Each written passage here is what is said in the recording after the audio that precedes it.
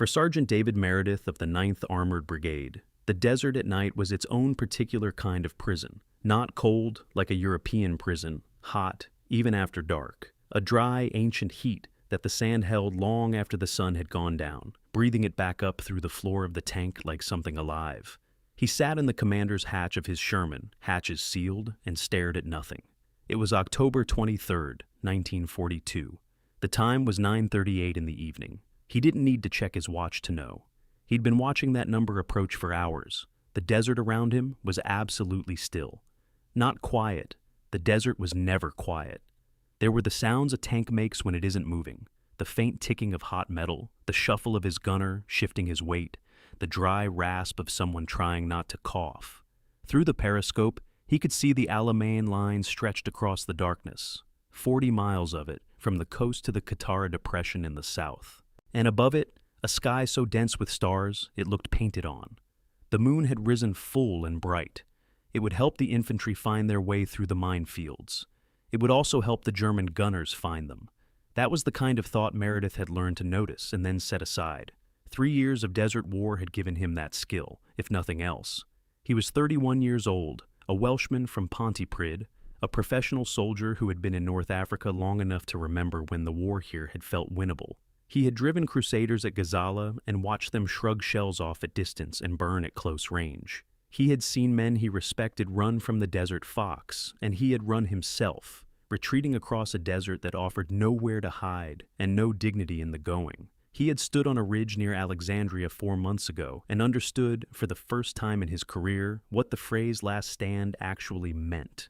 This Sherman beneath him was different, heavier, more American. It smelled different from the Crusader, a particular mixture of hydraulic fluid and fresh paint that still hadn't worn off, because this tank had only been in country since September. Just over half the armor in tonight's attack would be American-built, Shermans and Grants, shipped from factories in Detroit and pressed into British service. There hadn't been time to love them yet. There hadn't been time for much of anything. Montgomery had taken command in August, drilled them hard and fast, and now here they were, waiting. That was the thing about this particular silence. Meredith had waited in the desert before. Every soldier had. Every tanker knew the dead hours before an order came through. But this silence felt different. It had a pressure to it, like the air before a summer storm. It wasn't the silence of nothing happening. It was the silence of something about to happen that was too large to make a sound first. He knew what was coming.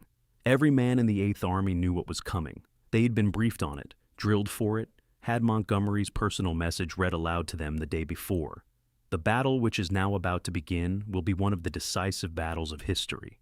It was the kind of sentence that made men look at the ground. Either it was true and the weight of it was too much to carry, or it wasn't, and the lie would be visible in their faces. So they looked down, and they nodded, and they climbed into their tanks. The watch on Meredith's wrist said 9:39. He thought about Alexandria. He thought about the Suez Canal, 60 miles east, the lifeline that connected Britain to its empire, to its oil, to the eastern half of the war. He thought about Cairo, and what it meant that you could see it on a map and feel how close Rommel had come. He thought about home, briefly, and then deliberately stopped. The second hand moved. At precisely 9:40 in the evening of October the 23rd, 1942, 880 artillery guns fired simultaneously along a 40-mile front. It was not a sound. The sound was something you heard.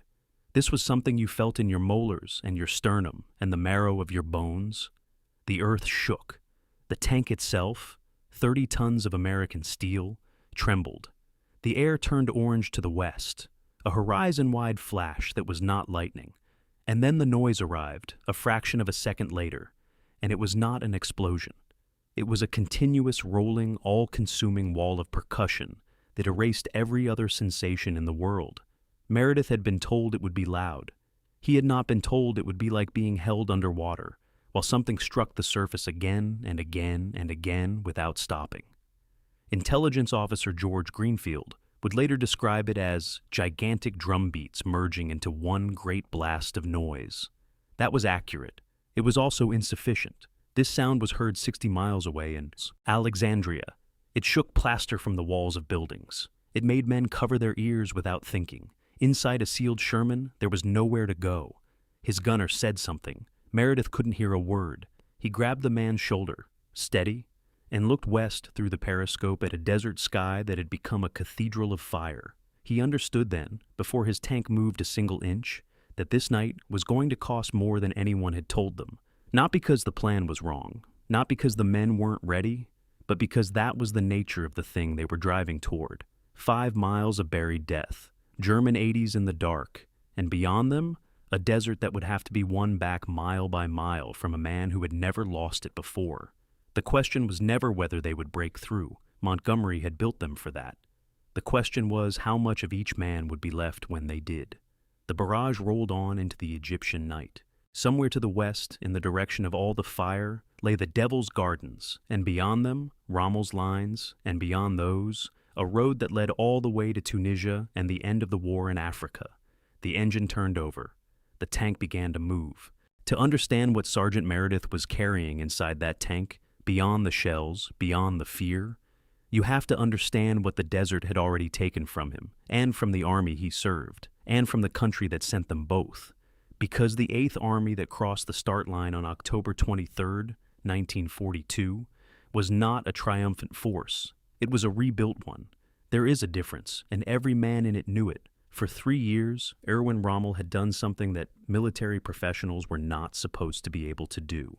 He had made the British Army look foolish, repeatedly, systematically, and sometimes with what seemed like contemptuous ease. Since arriving in North Africa in February 1941 with the first units of the Africa Corps, the man they called the Desert Fox had rewritten the rules of armored warfare in the open desert, attacking when he was expected to consolidate, flanking where he was expected to push frontally, moving at speeds that left British. Commanders staring at maps that no longer matched reality. He had surrounded Tobruk. He had shattered the 8th Army at Gazala in June 1942, a defeat so comprehensive that 33,000 British and Commonwealth troops surrendered in a single day. He had pushed the remnants of the army across hundreds of miles of desert until their backs were 60 miles from Alexandria, and the English Channel felt very far away.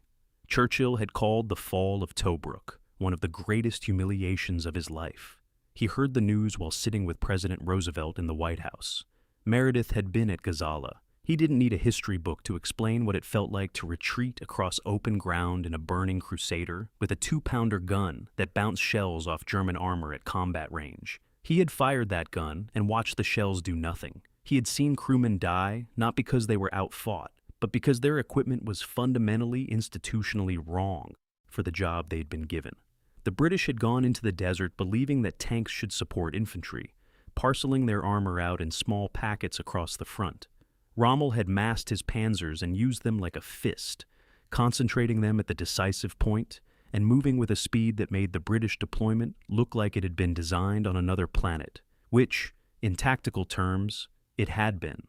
That was the honest history Meredith had lived through, not the version in the newspaper. The version where good men died because someone who outranked them had read the wrong manual. By October 1942, things had changed. Montgomery had taken command in August and moved through the 8th Army like a cold front, replacing officers, consolidating armor, restoring something that had gone missing in the desert. The belief that the outcome wasn't already decided before the shooting started.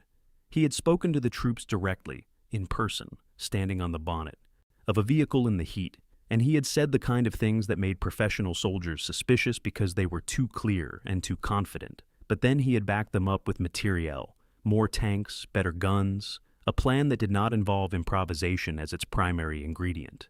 Men had listened. Meredith had listened, with the particular skepticism of a soldier who has been lied to by optimism before. He had come around. Slowly, reluctantly, the way a practical man comes around to anything. Not by being persuaded, but by being shown evidence. The evidence was sitting 5 miles to the west. Rommel had built a defensive barrier that his own men called the Devil's Gardens, and the name was not ironic. Across a strip of desert 5 miles deep, he had seeded approximately 500,000 mines. Teller anti-tank mines in their thousands, S-mines with their tripwires, barbed wire interwoven in patterns designed to force vehicles onto buried charges. His Engineers had dragged axles and tires through the sand on long ropes to create tracks that looked well used, paths that led somewhere safe, until they didn't. The whole system was layered in depth, the second minefield belt sitting several miles behind the first, with the space between them used not as a gap, but as a killing ground covered by registered artillery and dug-in anti-tank guns. Attacking it frontally was not a tactical problem. It was an engineering problem dressed up as a tactical one, and the solution was narrow corridors, 24 feet wide, just enough for a single tank to pass through in single file, unable to veer, unable to spread, forced to follow the vehicle in front of it into whatever waited on the other side.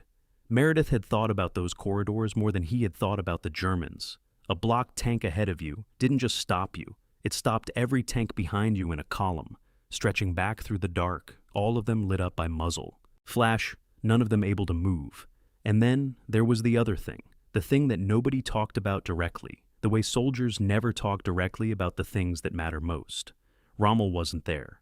The man who had humiliated the Eighth Army across 3 years of desert was convalescing in a German sanatorium, laid low by amoebic dysentery, ill enough to have been sent home to recover. The Africa Corps, his creation, his instrument, the thing that had made British generals look like amateurs, was waiting on the Alamein line under the command of General Georg Stumme, a capable officer, but not the Desert Fox. Not the man who had stood on the bonnet of his command vehicle at Gazala and directed the destruction of 2 British armored brigades before breakfast. History is full of these bitter symmetries. Rommel had been sent home because his body had finally surrendered to the desert after 3 years of what he himself called the most demanding campaign any soldier could face. He was in Germany in a sanatorium on the night the guns opened. He would race back as soon as Hitler's order reached him, but by then the battle would already be 2 days old, and half of the 15th Panzer Division's tanks would already be wreckage in the sand. None of this was known to Meredith that night. He only knew the plan. He only knew the corridors, the guns, the objective. He only knew that somewhere ahead of him, in 5 miles of buried death, began a road that the British Army had been trying to find for 3 years. None of it, not the guns still shaking the air, not the new tank beneath him, not Montgomery's. Confidence prepared him for what it actually felt like to point that tank west and move. The order came through the headset at just after 11 o'clock. 2 words, move up. Meredith didn't repeat them. His driver already had the engine turning, the Sherman shuddering beneath them with that deep American vibration, heavier than the Crusader, more purposeful, the sound of something that meant business. He checked his periscope, adjusted it. He saw nothing useful. A rectangle of moonlit desert, tape markers on either side glowing faintly white. And ahead of him, the dim shape of the tank he was following, 20 yards, no more, already beginning to crawl forward into the dark. The corridor was 24 feet wide. He knew this because he had been briefed on it. He knew it the way you know a dimension on a map without quite being able to picture it until you are inside the thing itself. And then you understand that 24 feet is not a road. It is a suggestion. It is the width of a narrow suburban street in Pontypridd, and he was driving a 30-ton tank down the middle of it, and on either side of the tape was ground that had been deliberately seeded to kill him. He focused on the tank ahead and drove. The noise inside the Sherman was its own kind of isolation. The engine filled everything, not just the ears but the chest, the jaw, the back of the skull. Conversation was impossible without the headset. The smell was petrol and exhaust and the particular metallic heat of machinery working hard in enclosed space. The gunner to his right was rigid, hands on his controls, eyes on his own periscope. The loader behind them had gone very still in the way men go still when there is nothing productive to do with the energy building inside them. Outside, in the corridor, Meredith could see the shapes of engineers walking upright in the dark with their detection equipment, sweeping the ground in arcs in front of the advancing column, walking upright because they had to. Through a minefield, in the dark, under intermittent fire, on foot. He tried not to think about them for too long. The column moved at walking pace, sometimes slower. The tape markers shifted as the corridor bent around an obstacle, a crater, a stretch where the ground had already been churned by shell fire, a point where the engineers ahead had found something and were dealing with it in ways Meredith couldn't see and didn't want to imagine. The artillery was still going behind him, a continuous rolling thunder that by now had become something like weather, a permanent condition of the night rather than a discrete event. Somewhere to the north and south, other corridors were being cut by other engineers. Other columns were inching forward through the same dark.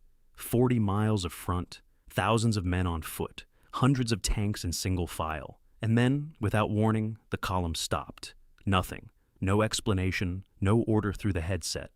The tank ahead of him simply ceased to move, and Meredith braked and sat there in the corridor with tape on either side and the engine ticking over and the certainty that somewhere ahead something had gone wrong. A mine, a breakdown, a tank that had caught something from the anti-tank fire that had been probing the corridor since they'd entered it. One tank blocking the corridor meant every tank behind it was blocked too. A column stretching back through the dark, stationary, lit at intervals by shell fire, unable to maneuver, unable to reverse, unable to do anything except wait and present a target. They sat for 11 minutes. Meredith counted. Then the column moved again, and he followed, and he did not look at whatever was on the side of the corridor as they passed it, because there was no value in looking. The second minefield belt took another 40 minutes. By the time the Sherman nosed through the far tape markers and the ground opened ahead, no more tape, no more corridor, just desert. It was past midnight, and Meredith felt somethings. Release in his chest that he hadn't realized had been held tight since the engine started. His gunner said something. One of the loaders laughed, a short, hard sound, more air than humor. They'd made it through. The mines hadn't taken them. The desert opened. He could see the flash of German guns in the middle distance, tracers lacing the dark, a flare climbing slowly, turning the ground beneath it white and shadowless. Other Shermans emerging from the corridor mouthed to his left and right, spreading into the open ground, engines rising as the drivers finally had room to move. Someone on the radio said through, and someone else confirmed it, and for a brief, clean moment it felt like the worst was behind them. It was not behind them. The 88mm anti-tank gun was a German weapon that the Desert War had already made famous, and feared in ways that a simple description of its specifications failed to capture. It could kill a Sherman at 2,000 meters. The Sherman 75mm could reply effectively at around 1,500. That gap, 500 meters, was not a technical footnote. It was the distance between engaging and being engaged without the ability to answer. The 80s on the far side of the minefield had been dug in before the battle began, their positions calculated and registered, their crews waiting for exactly this moment. The moment when British armor emerged from the corridors and began to spread out, briefly clustered, briefly lit by their own engine heat and the ambient light of the barrage. The first shot came without warning. It always did. There was no sound of a gun firing. The velocity was too high, the distance too short relative to the travel time. There was simply an impact, a flash, and a tank 40 yards to Meredith's left that stopped being a tank. He had been told about the Tommy Cooker before he ever climbed into a Sherman. The Germans had given it the name Tommy Cooker because the American tank, with its petrol engine and its ammunition not protected by water jacketing, had a tendency when penetrated to do something beyond merely stopping. It had a tendency to burn, not slowly, not in stages. The internal temperature could reach a point in a matter of seconds, where what had been a vehicle became a column of orange fire 40 feet high, and anything inside it that had not already evacuated was not going to evacuate. The crews knew the number. They had, from the moment of penetration, perhaps 15 to 20 seconds to get out before the interior became unsurvivable. Meredith watched the tank burn. He watched it because there was nothing else to do. His own tank was moving, his gunner was traversing for a target. The radio was filling with voices, and the battle had become the immediate, total, deafening thing that it becomes when the thinking is over and only action remains. He watched it for perhaps 2 seconds, and in those 2 seconds he understood something that the briefings had described but had not managed to convey. Knowing it didn't help. He roared an order. The gun fired. He was in the battle now, fully, with no distance left between him and it. Just the periscope, the burning ground, the 80s somewhere ahead in the dark, and the knowledge that the corridors behind him were still blocked with tanks that couldn't come forward, that his column was out in the open, but not yet free, that the open desert had turned out to be its own kind of corridor, just without the tape. The tank battle was not what anyone had planned, but in the glow of that burning Sherman, something was beginning to form at the edge of Meredith's understanding. Not a thought yet, not quite, but the outline of one. something his commanding officers had put in the briefings without knowing they had put it there, something that the numbers, if you looked at them the right way, had been trying to say all along. There is a moment in battle, not during it, not exactly, but in the strange compressed pauses that open without warning inside it, when a man stops reacting and starts seeing, when the immediate thing recedes just enough that something larger comes into focus behind it. Meredith found that moment in the gray pre-dawn hours of October 24th, wedged in his commander's hatch with the engine idling and the battle still audible in every direction, watching the British artillery work. He had seen artillery before, at Gazala, at Tobruk, in a dozen smaller engagements across 3 years of desert. He knew what it looked like, the flash, the distant thump, the plume of sand and smoke where something ceased to exist. But he had never seen it at this scale, and the scale, it turned out, was not merely a larger version of what he already knew. Scale was a different thing entirely. To the east, stretching north and south as far as he could see, 830 25-pounder field. Guns were still firing, had been firing for hours, would continue firing through the day, and the day after, and the day after that. The 8th Army's artillery firing more than 1 million rounds of 25-pounder ammunition before the battle was done. Alongside them, M7 self-propelled guns moved with the infantry, carrying their firepower forward into the advance. American-built machines crewed by British gunners, manufactured in factories Meredith had never seen and could barely picture.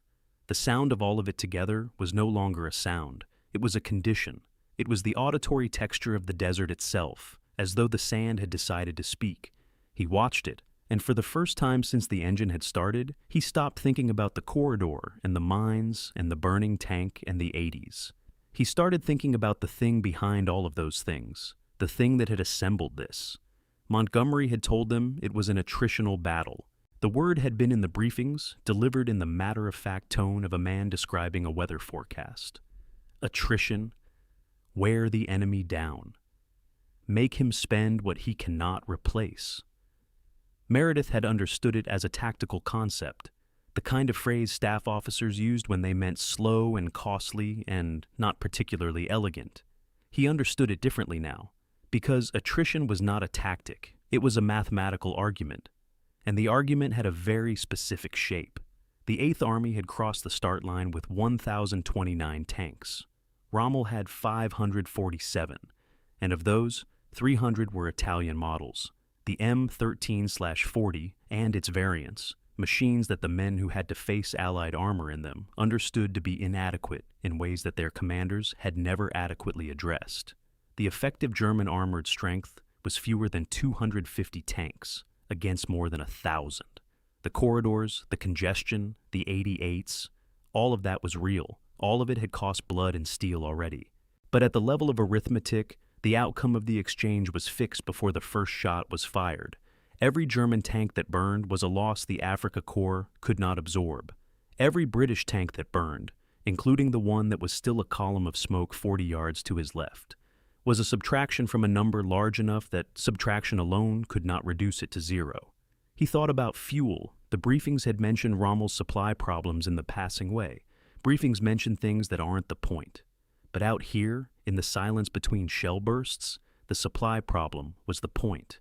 Allied submarines and aircraft had been strangling Rommel's Mediterranean supply lines for months, sinking tankers, intercepting convoys, cutting the thin thread that connected the Afrika Korps to the fuel it needed to do what panzers did best, which was move. By October 1942, Rommel's army had fuel for perhaps 12 days of mobile operations. No reserve. The Afrika Korps, the most agile armored force the war had yet produced, had been reduced to a formation that could not afford to maneuver, a cheetah chained to a post. Meredith's tank had been filled that morning from drums that had come up on lorries from Alexandria, which had come by ship from, where? Britain. America. The logistical chain stretched back across oceans he had never crossed, through ports and depots and distribution networks that existed in a world entirely separate from this desert, and yet they were as present here as the gun in his turret. He thought about the Sherman that had burned. It had been a real tank, with a real crew, and whatever had happened to them in those 15 seconds between penetration and inferno was not diminished by anything Meredith was thinking now. That fear was real. The Tommy Cooker reputation was real. The petrol engine, the unprotected ammunition, the way an .88 round could turn the interior into a furnace faster than thought. He had been afraid of it before he ever climbed in, and the fear had not left him when the briefing was over. But the arithmetic behind the burn was a different kind of truth, sitting alongside the human one without canceling it. The Germans would later produce the Tiger tank, a machine so formidable that Allied crews would develop specific protocols just for encountering one. Heavy armor, long, high-velocity 88mm gun. The kind of weapon that made technical specifications read like a threat. Germany was producing approximately 25 Tigers a month at peak. America was producing Shermans, the same basic machine that had just become a torch in the Egyptian dark, at a rate that made the Tiger's production number a rounding error. The Sherman burned more easily than it should have. It was also being stamped out of factories in Ohio and Michigan in quantities that the German war economy could not begin to match. For everyone that burned at Alamein, more were waiting in depots east of Alexandria. The German tank it had killed before it burned would not be replaced. The distinction was not comforting exactly, but it was definitive. Meredith sat with this for a moment, and the moment had a strange quality. Not triumph, not relief, but something colder and more complicated than either.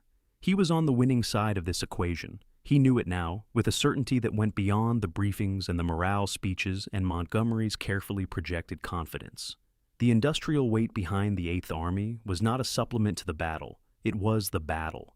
The corridors and the 80s and the burning tanks were the visible surface of a contest that had actually been decided months earlier, in shipping manifests and factory output reports and the holds of freighters making the long voyage from New York around the Cape to the Suez Canal. The SS Seatrain Texas had left New York in July 1942 carrying 300 Shermans, one ship, 300 tanks. It had arrived in Egypt in September, and those tanks had been issued to the 8th Army in time for tonight. One ship, dispatched from one port, had changed the armored balance of an entire theater of war. Meredith had not known the ship's name. He was sitting inside its cargo. What struck him, what settled in his chest with the particular weight of things that are true and unwanted simultaneously, was not that the equation existed. It was what the equation implied about him, about his crew, about everything they had done tonight and would do before dawn. His skill as a tank commander was real. His gunner's eye was real. The courage it took to move through that corridor, to keep driving when the tank ahead of you stopped and you didn't know why. That was real, and it mattered, and he would not diminish it by pretending otherwise. But it mattered the way a single vote matters in a landslide, genuinely, and also not quite enough to have changed the result. He was not an instrument of victory. He was a component of a system large enough to absorb his death and continue. The ships that had brought his tank had not known his name.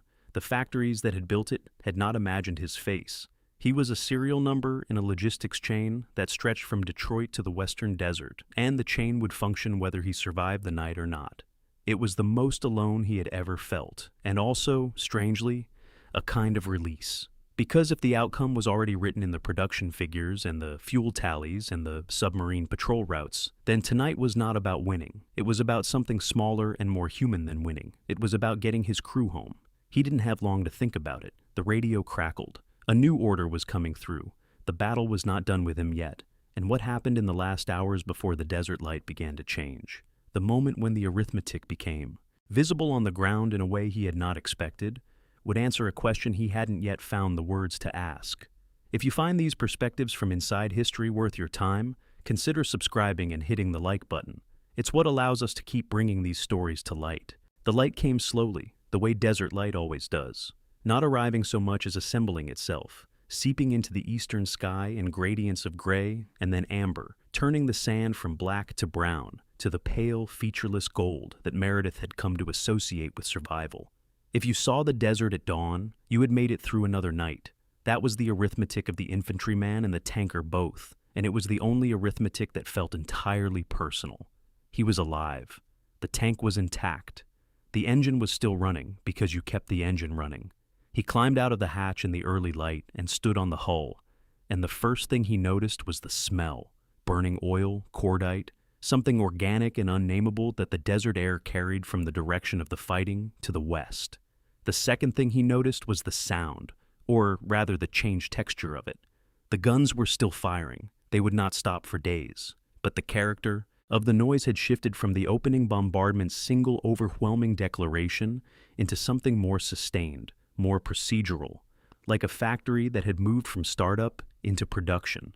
The battle had found its rhythm, which meant it was going to be long. He looked west. The desert in that direction was marked at intervals by columns of smoke, black for burning vehicles, gray-white for artillery impact, a darker, lower smear on the horizon that he didn't examine too closely.